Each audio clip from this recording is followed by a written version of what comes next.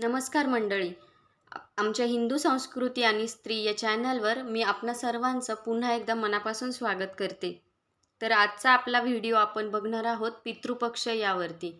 पितृपक्ष का करायचं, त्याचं महत्त्व काय आहे, मग पितृपक्षामध्ये कावळ्याला का महत्त्व दिलेलं आहे, हे आज आपण बघणार आहोत.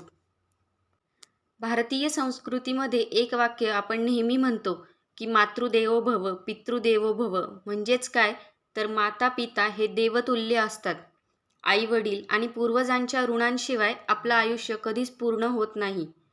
कारण आपण जन्माला येण्यासाठी, वाढवण्यासाठी आणि आपल्यावर संस्कार करण्यासाठी आपल्या अनेक पिढ्यांचा वाटा असतो. त्यामुळेच आपण पितृऋण या संकल्पनेला खूप महत्त्व देत असतो. पण मग पितृपक्ष म्हणजे काय, माहिती आहे का?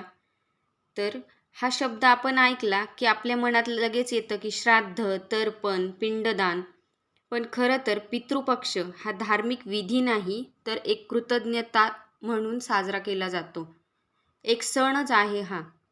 भाद्रपद पौर्णिमेपासून ते अश्विन पौर्णिमेपर्यंत या काळाला आपण श्राद्ध पक्ष, पितृपक्ष किंवा महालय पक्ष असे देखील म्हणतो. श्रद्धेने केलेले कर्म म्हणजेच श्राद्ध या माध्यमातून आपण आपल्या दिवंगत पूर्वजांना अन्न, पाणी, तर्पण हे सर्व अर्पण करतो. पितृ म्हणजे पूर्वज आणि पक्ष म्हणजे कालखंड. आपल्या पूर्वजांना आठवण्याचा आणि त्यांना कृतज्ञतापूर्वक नमस्कार करून त्यांचे ऋण फेडण्याचा काळ म्हणजेच पितृपक्ष. भारतीय तत्त्वज्ञानामध्ये 3 प्रकारचे ऋण आपल्याला सांगितलेले आहेत. पहिलं म्हणजे देवऋण. म्हणजेच काय, तर निसर्ग, देवता आणि विश्व यांच्या विषयीची कृतज्ञता. त्यानंतर असतो तो ऋषीऋण, म्हणजेच ज्ञान देणाऱ्या गुरूंचे.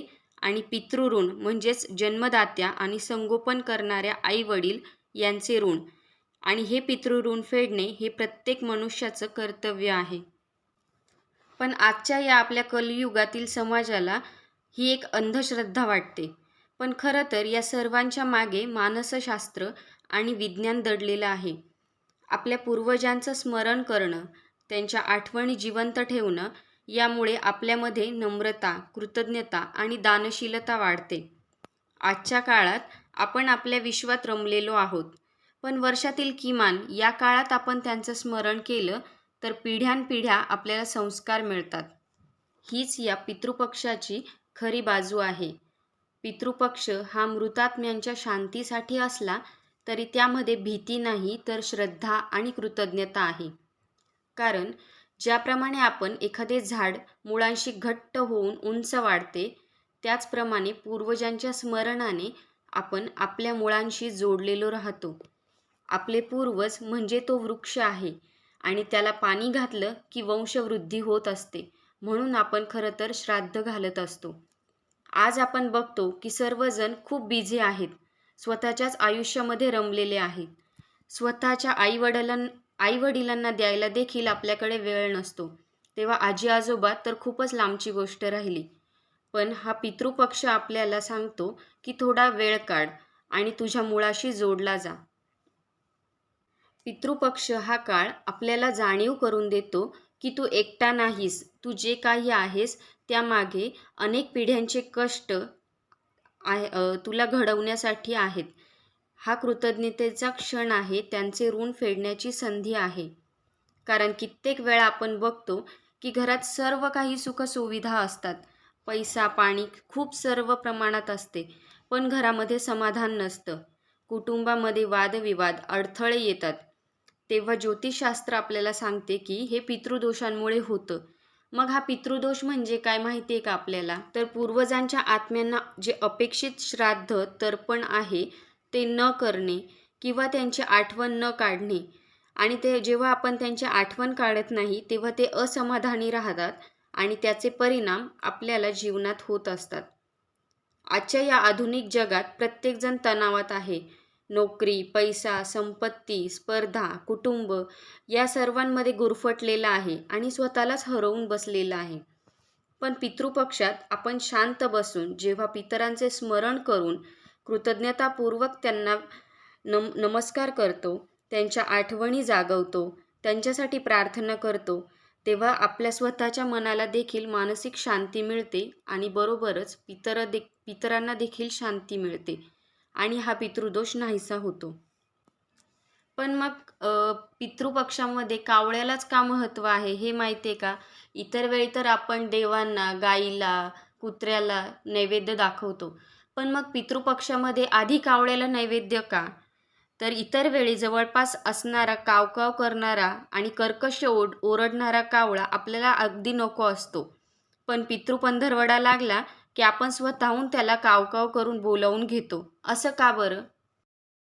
कावळ्याला आपण कावकाव ऐकून हकलवत असलो तरी त्याची चपळता, सूक्ष्मदृष्टी आणि सावधपणा लक्षात घेऊन मृत्यूची देवता असलेल्या यमराजांनी त्यांना आपला दूत बनवला. म्हणून पितृपक्षात घरोघरी त्याला बोलवलं जातं, कारण कावळ्याला दिलेले अन्न यमराजापर्यंत पोहोचून पितरांना पोहोचते अशी आपली श्रद्धा आहे. तसेच पितरांच्या वासना व नैवेद्य ठेवण्याचे मन दुष्ट असले तर कावळा पिंडाकडे देखील बघत नाही, एवढा तो एकनिष्ठ आहे. जेव्हा व्यक्ती त्याची चूक मान्य करून पितरांच्या इच्छांच्या पूर्तीची हमी देतो, तेव्हा कावळा पिंडीला शिवतो, अशी आपल्याकडे मान्यता आहे. तसेच ज्ञानेश्वर माऊलींनी देखील आपल्या अभंगात म्हटलं आहे की, पैल तो गे काऊ कोकत आहे, शकून गे माये सांगत आहे. म्हणजेच काय, तर कावळ्याची कावकाव हा शकून आहे. आपण म्हणूनच आपण नाही का, घरासमोर जर कावळा ओरडत असला तर आपण त्याला शुभ मानून आपल्याकडे कोणीतरी पाहुणे येणार आहेत असा आपण संकेत मानत असतो. तर ही माहिती तुम्हाला कशी वाटली हे कमेंट बॉक्समध्ये नक्की सांगा आणि व्हिडिओला लाईक आणि शेअर करायला विसरू नका.